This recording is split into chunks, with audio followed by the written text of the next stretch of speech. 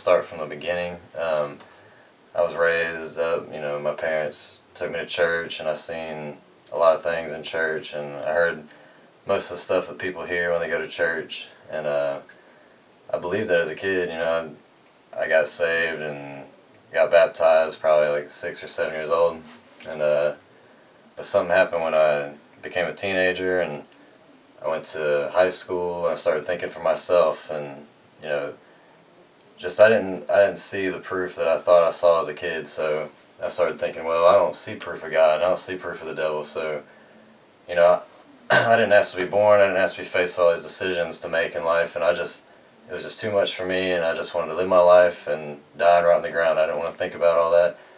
I just didn't see the proof, so I never really considered myself an atheist, but I said I was agnostic, and I didn't see the proof, and you have to prove yourself to me for me to believe, so never saw the proof, and I just went through high school, and I listened to a lot of Marilyn Manson and Nine Inch Nails, and started wearing black lipstick and makeup and pentagrams, and started just listening to all this darkness, and watched movies like The Craft, and they made witchcraft look cool, so I was like, let me look into it, so I had the internet, and I was just a seeker. I just wanted to find truth, whatever it was, but I didn't think it was in the church, because I just saw a lot of hypocrites and a lot of people that it just didn't look like it was for me, for sure, so I started looking into, like, black magic and witchcraft and stuff, and I'd see people saying that they could levitate and cast spells and do voodoo and all this stuff, and a friend of mine gave me a Ouija board, and so I started messing around with it and just trying to see it, but I never really saw results with that stuff either. I'd read about it, and I'd see that there was something real supposedly, but I never really saw anything that impressed me, so I just honestly thought that there was nothing to any of it, so I just lived my life the way I wanted to and didn't think about the consequences. I just thought this is life until death, and it was really a depressing lifestyle, but I just did my thing, but to avoid to get over the depression part of it, I said, I just got one life to live, let's live it up, so I just got drunk as much as I could, and did drugs, smoked weed a lot, and it got to be just a lifestyle, partying all the time. All I did was just drink and party and have fun, what I thought was fun, It was really just escaping reality, and so I would just party as much as I could. I was in the clubs any time I could, but you start to realize that you're just escaping reality over and over. I'd black out, and people take pictures of me passed out, and then tell me, oh, you don't remember that? There was 2 hours of stuff you did, and you're crazy, and stuff I would never do sober, but I was like, oh, well, let's get drunk again tonight and forget about what happened last night. So it's just an endless cycle of forgetting about what happened and just forgetting about reality. But so I started making a lot of music with my friend, and I wanted to be more shocking and more offensive than Marilyn Manson. So what's the most offensive thing you can do is blaspheme somebody's God. So to me, I just wrote lyrics that were offensive and blasphemed a God that I didn't believe in. So I wrote a lot of blasphemous lyrics, and but I was living in South Georgia at the time and going through a lot of stuff, a lot of depression, a lot of things, just trials and tribulations in life. And then I was moving back to Chattanooga, and my cousin drove all the way about 5 hours to help us move in his truck. And before we leave, him and my mom were telling each other the testimonies, and I've heard my mom tell her testimony a million times, and it was this verse, believe in all things are possible to him that believeth. It was her trying to figure out how to believe in her heart and not her head, because all her life she had grew up in church, and it was always a fear thing that she wanted to get saved so she didn't die and go to hell, and that was the only thing. And every night she'd pray to God that she would go to heaven and not hell. And so it was always in fear, and when she grew up later, she found out that that's not what being a Christian is about. It's not about fear, and it's not about escaping hell. It's about loving the one true God that created the universe and created you and created the life that you breathe every day, and knowing that, this God created you to worship Him, and that's what we're here for, and a lot of us are trying to figure that out, and a lot of you know, it's just hard for us to figure it out, and there's a lot of deceptions around, and there's just all these different ideas. But I've looked into all that stuff. I've looked into different religions, different ideas. None of it brings you peace, and none of it brings you satisfaction. None of it is true. And but anyway, my mom's testimony, she heard this verse, believing all things are possible to him that believeth, and God opened her eyes right then when she heard that verse, and it showed her how to believe in her heart, which is what she was trying to figure out. So that was her testimony verse, and I knew that as a kid, and I gave her this magnet when I was a kid. It said, believing all things are possible to him that believeth. I got it from the Dollar Tree, and I might have believed in God then, but I got it for her because I knew that was her verse. And I used to hear her tell her testimony all the time, and after I became in high school and stuff, every time she got a chance to tell her testimony to somebody, which was a joy to her because she's getting to share the love of God with people, it would just make my skin crawl, and I'd be like, oh, here we go again, believing all things are possible, and I just want to leave the room, you know. Well, at this point, my cousin, who I looked up to, who was older than me and cool, and I hadn't seen him in 8.5 years, is driving 5 hours to help us move, and they're telling each other's testimonies, and I know he's a Christian, and I wind up in this pickup truck with just him. It's me and him for a 5-hour drive, and just me and him in this small cab, and he knows how I am. He knows my personality, and he knows that I'm not an evil person or that I just would hate God. It's just he knew that I didn't know the truth, that I didn't see the truth or the reality of God and the Bible and everything, that he knew I just saw church and all the hypocrisy and all the corrupt religion and everything. It's not about religion, it's about Jesus, and it's about what he wrote and told the world. So he started showing me and telling me stuff about the Bible, not about church, not about a place, a building, but he showed me the Bible, and he said, dude, there's secrets in this Bible. This isn't about, you know, dressing in a button-up shirt and sitting in a stiff pew and listening to a guy and following a bunch of rules. This isn't a rule book. He said, there's secrets in here to life, man. There's like things in here that you never heard in church. And he said, I read it and I've seen the secrets, and I pray and I see miracles happen. He said, it's almost like magic stuff that you like, you know, that stuff that you think's, you know, cool, and the witchcraft and stuff. It's just like that, but it's the good side. And he's saying, like, people would curse their enemies with God's power and be healed and bless themselves and stuff through God's power. He said it's not about rules and religion, man. And I was pretty much, you know, I've studied everything else, and I thought that I knew the truth about the Bible, but the things that he was showing me I'd never heard in church. So I was on a mission to seek real truth, and so I just took initiative for myself to read. And I started with Genesis because I didn't know where to read, but I just figured it was like a book, just read front to back.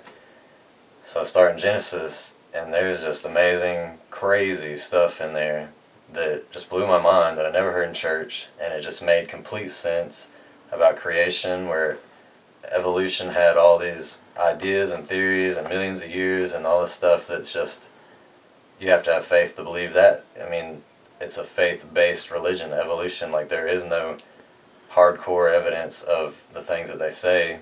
Just because somebody wears a lab coat and has a PhD and says this is what happens to a classroom and they all believe it doesn't mean it's true.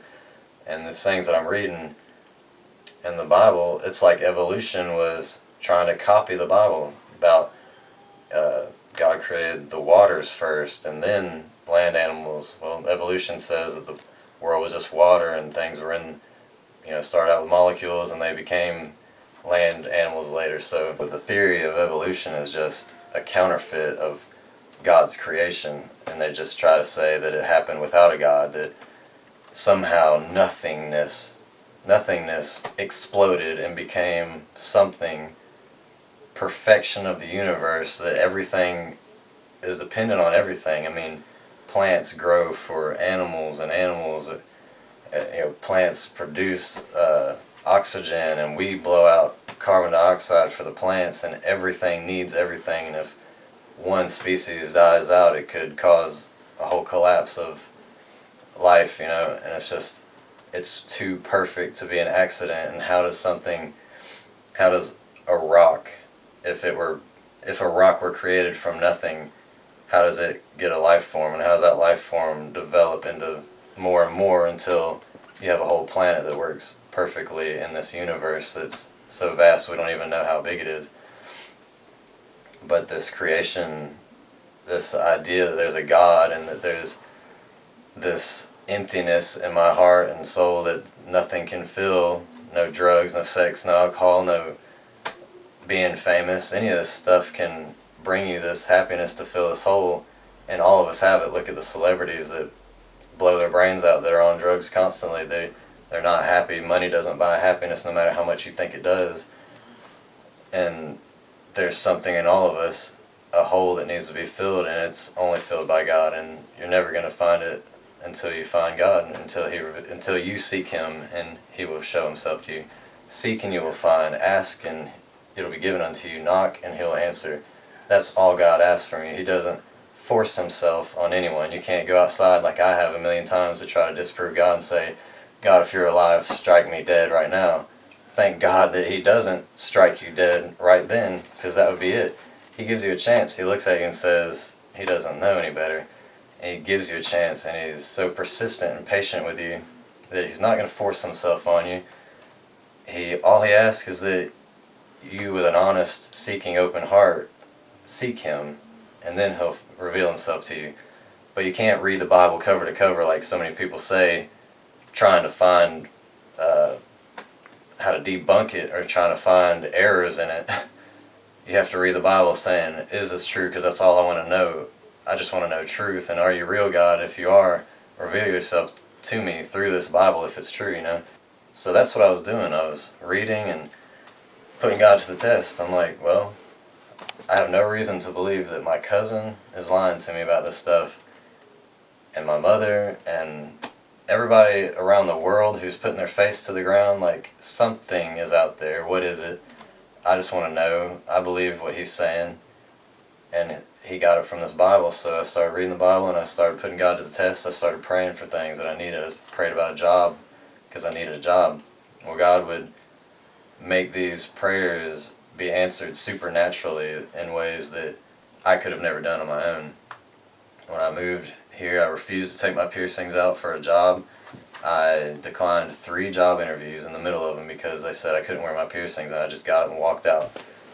Well, it came to a point where I just had to have a job, so I took them all out, dressed up nice, went down the road. I wanted to work at Hot Topic. That was my thing. I turned in like 10 applications, literally, no exaggeration. I Xeroxed them every other day. Would keep giving them to them because I was showing them, I'm serious, like, give me a chance. But you don't get that job unless you know somebody, because so many people want to work there, and it's a bunch of weirdos, and they don't know who to trust, so you got to know somebody, and I didn't. I was new to town. I was just moved back. I go down this road, and I hit up every restaurant, every gas station, anything, applications all day. The very last place I went to was Smoky Bones. It's a barbecue restaurant, and there's a lady that took my application, and she was talking to me a little bit, and she noticed the holes in my face, and she was like, oh, you got lip rings or whatever? I was like, yeah, but, you know, I have to take them out to get a job, you know, working for the man. And she goes, oh yeah, I understand. And she goes, flips out a septum piercing, and she puts it back in. She was a manager, and so we kind of connected. There was a connection there, and she said, come back tomorrow and I'll introduce you to the general manager, and I'll try to get you a job. So I come back and I get the job. Well, you know, it's a job, and it's helping me get established and on my feet, but I'm having to take my piercings out every single day and put them back in, and they're getting infected, and that's what I hate about it. I'm like, I'm working for the man, I got to take, you know, they're forcing me to take my piercings out, all this. But just so happened, I started talking with this girl manager, and I told her I wanted a job at Hot Topic, and she's like, oh, my best friend's a manager over there. Oh, wow, big coincidence, right? So she's like, well, I'll tell her, you know, that you're a good worker, and if they get it open, I'll have her let me know. Well, 3 months later, I'm working there for 3 months as a greeter. 3 months later, she says, hey, they're hiring over there, and she said, turn your application, and she wants to give you a chance because I told her you're a good worker. So I do it, get the job, and how could I plan that out? God was orchestrating the entire universe to answer a prayer that I hadn't even prayed yet, and I gave Him the credit for that prayer. And that's the thing, like, I recognize where it came from. I wrote it on a piece of paper. God gave me the job that I wanted, the Hot Topic job. Thank you, Jesus. And I stuck it on my mirror.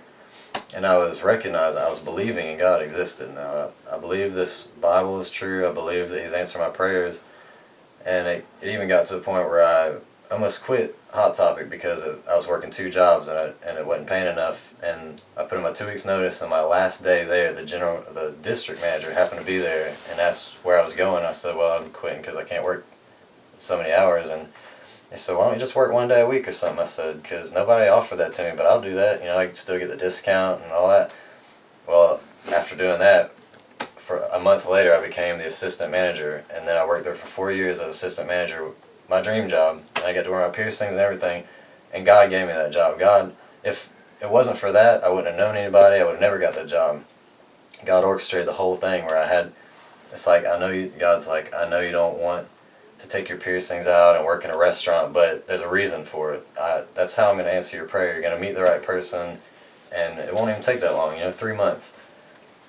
That's the way God works. He's not a magical genie. You don't close your eyes and say, I wish for a car, and open them and expect it to be there.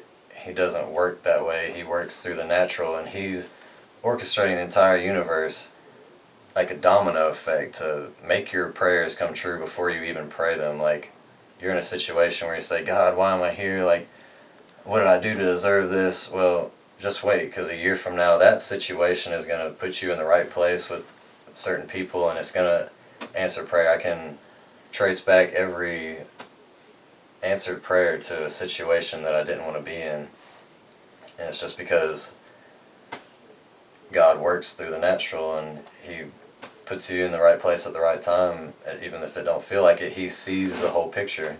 So I'm believing in God at this time. I'm believing that He's answering these prayers. I'm believing everything my cousin's telling me about the stuff he's experiencing.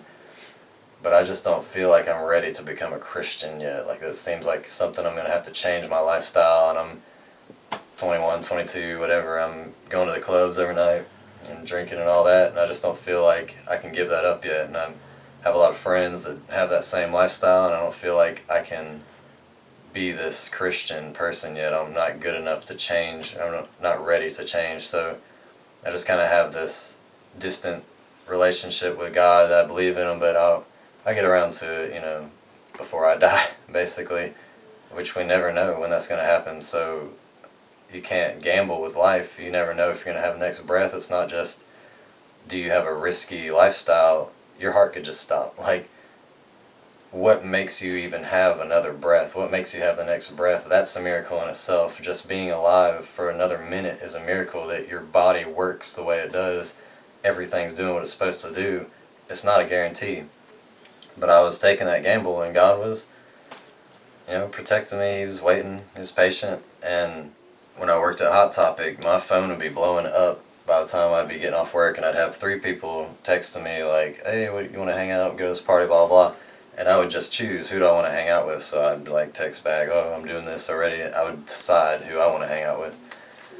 But this one particular night, nobody was available. And sometimes I felt overwhelmed with friends, and I wish I'd just have a day to myself. But this particular night, I just wish I could hang out with somebody, and everybody had other plans, either just hanging out with a girl or whatever. So I had to go home, and was just bored and alone, and just wanted to do something. But I just took advantage of the situation. God was doing something that I didn't see. God can't talk to you when you're so distracted. If I'm at a party, how's God going to speak to me, So I'm at home by myself. My cousin was living with me at the time because she had just divorced her husband, and we shared my room, 2 separate beds on the floor, and she had to go to work the next day, or go to school the next day, so I couldn't wake her up. So I'm by myself in my living room, and I just roll up a blunt, and I put on The Simpsons, and that's what I do. I just try to relax and forget things, and I'm just smoking this blunt, watching The Simpsons, and I feel like God's just saying, why don't you pray? And I'm like, I just don't feel like, I just want to relax. I had a long day. I just really want to sit back and just chill and not do anything. And at that moment, it was like a revelation, like an eye-opening moment where it was like, you just put The Simpsons before God. Like, you feel something. you're looking for God, you're seeking for truth, and you have a feeling that God wants you to pray, and you said, no, I want to watch The Simpsons. So at that moment, I just hit mute, and I just bowed my head, and I said, alright, I don't know what I'm praying about, but Lord, just help me through this situation, that situation, help this friend, that friend, just thinking anything I could pray about just to do what I felt led to do. And all of a sudden, I felt like God was saying, this is your moment. And I was like, opened my eyes, I said, oh, I'm not ready for that. I think that must have been something else in my mind. That wasn't God, that was just some thought that crossed my mind or something.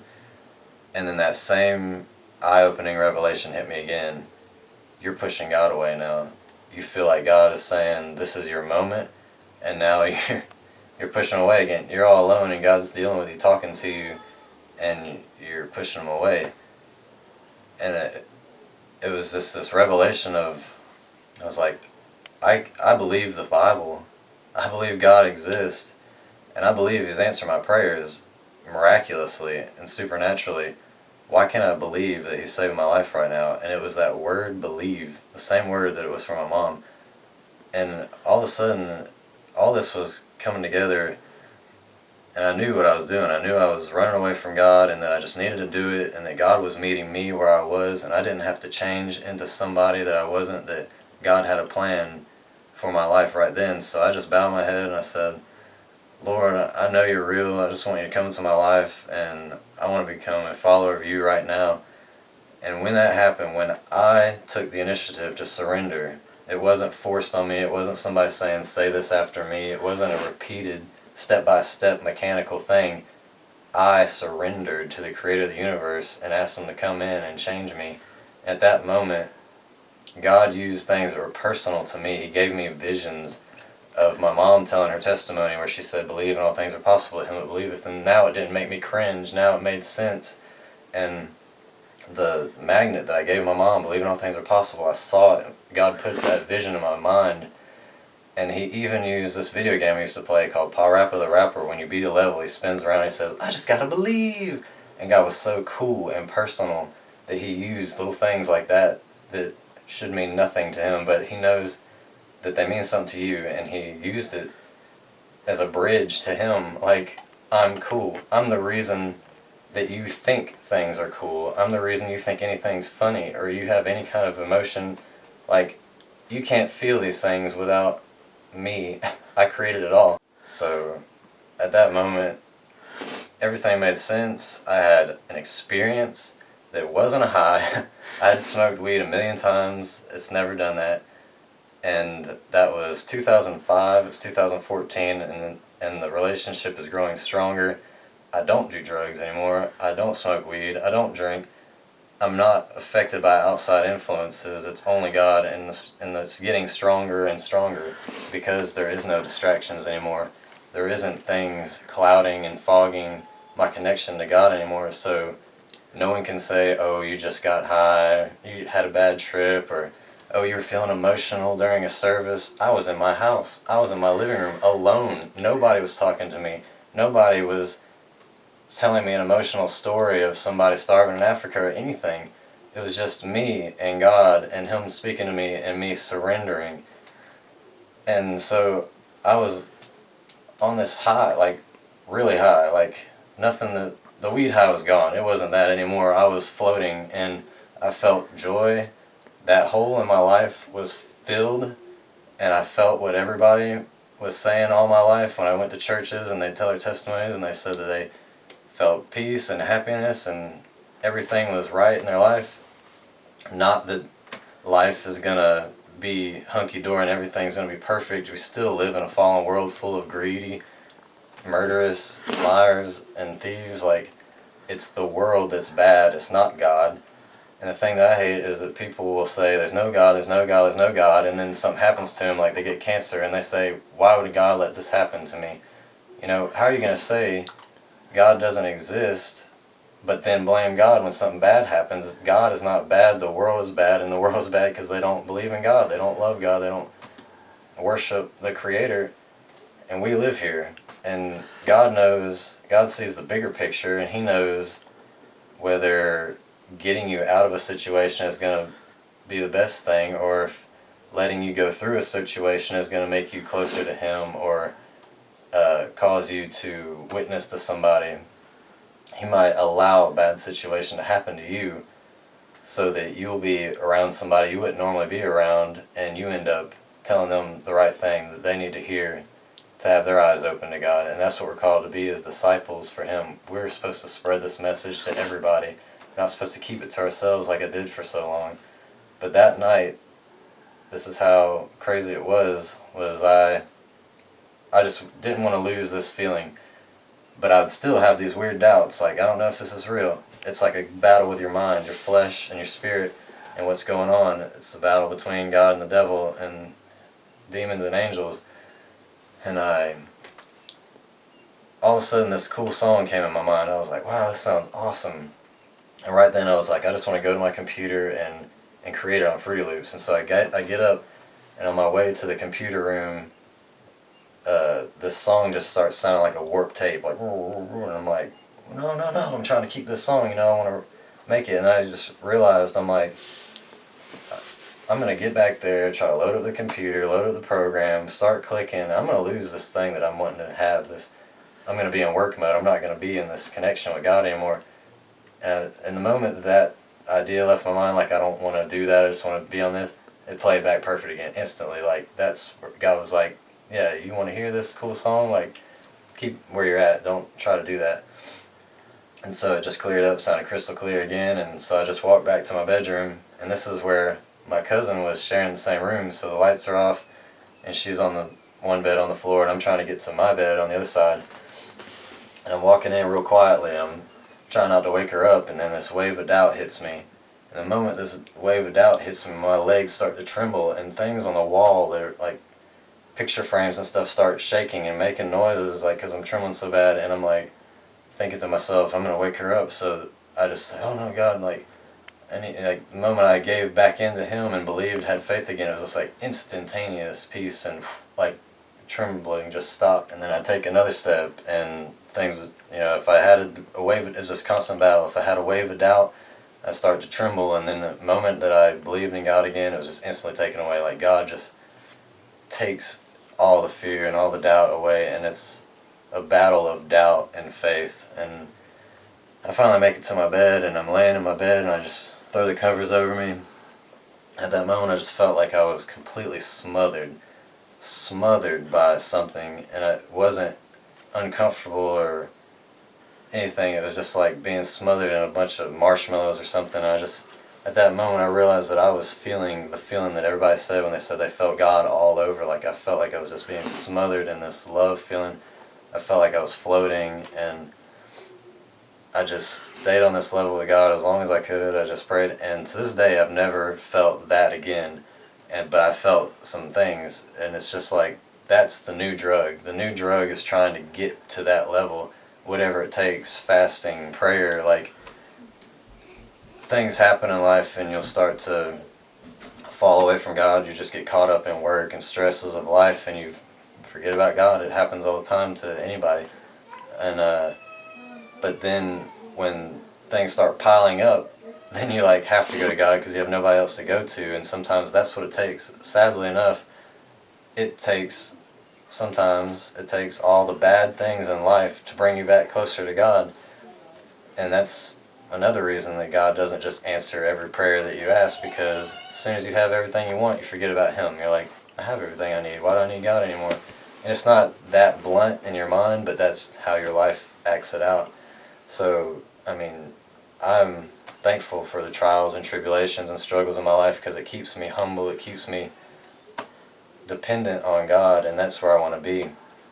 And I just, every day, try to live my life to become more like Christ and the way He lived, and to be a better person and try to help others and put others before put others before myself, and to love others as I love myself, and to serve others. That's what Jesus taught. That's what God wants, is a world that loves each other and treats others as you would yourselves. And this world wouldn't be in the mess it is. People want to try to take 10 Commandments out of out of courtrooms and stuff, what's wrong with it? What's wrong with not lying, not stealing, not cheating, not envying people, you know? Like, there's nothing wrong with that. That's what we should live by as a moral code. And so that's where I've been. But from 2005 to 2011, I just had this relationship with God that I'd pray to Him. He'd answer my prayers in ways, and I had this peace and everything, but I still lived a lifestyle like I wanted to. I still drank and smoked weed regularly, and this was before God opened my eyes to some things. But during that time, I became like locally famous or something. Like, everybody knew who I was because of a clothing line I have, and because of a rap project that we were doing where we just drink beer and smoke weed. That's what it was all about, but we keep the party going, and that's what it was all about. And well, one day in December 2011, God gave me an eye-opening revelation about the times that we're living in and the deception that's all around us and how close things really are to revelation. And it just made me reprioritize everything in my life. It made me get out of my just keeping it to myself mode, and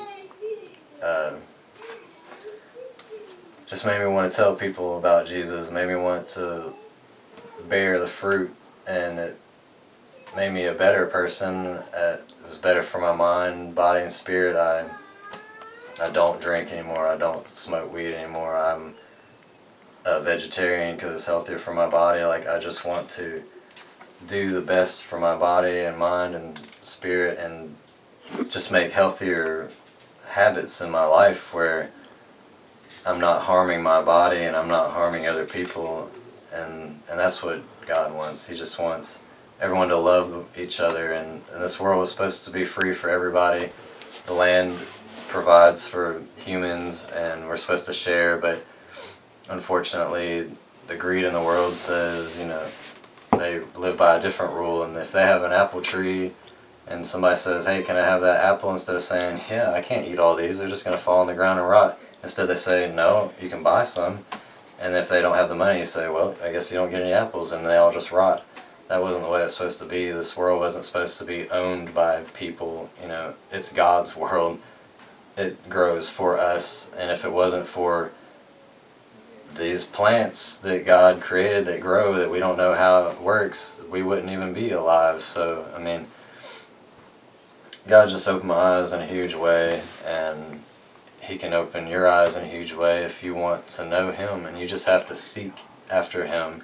If you seek, you will find. That's what God said. That's not what I said. If you ask, He will receive. If you knock, He will answer the door. This isn't like a maybe or if you're good enough. It's nothing to do with religion. It's nothing to do with trying to follow the 10 Commandments to a T. Like, nobody can do it. The 10 Commandments are there to show you that you can't be good enough for heaven, that you can't be perfect, that you need something else to be able to get to God, a perfect God. And He provided that by coming to the world physically. God came to the planet Earth to go through everything that you could go through. He was born in a stable, not even in a comfy hospital in a home, born in a stable. Grew up as a carpenter. He wasn't rich. He got a lot of friends, and friends betrayed him. He's been betrayed. He's been tempted by the devil in way more serious ways than we could ever be.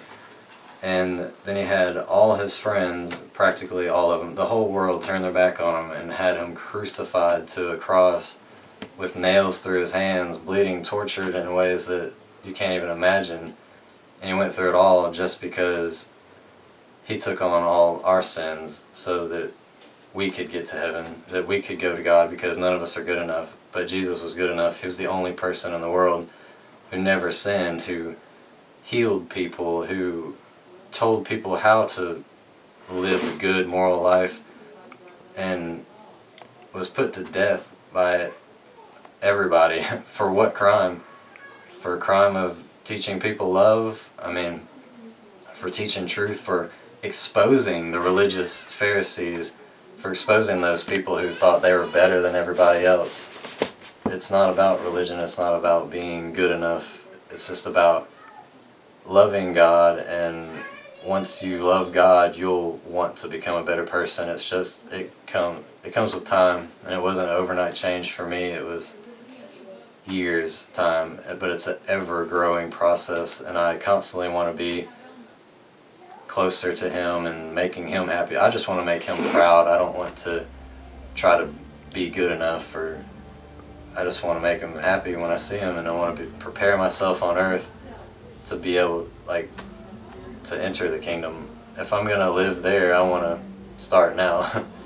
And that's my story, and that's how God changed my life. And it wasn't a bad trip, and it wasn't a dream, and it wasn't an emotional it wasn't some emotional experience or something. It was real, and it's still real, and it's just getting better and better.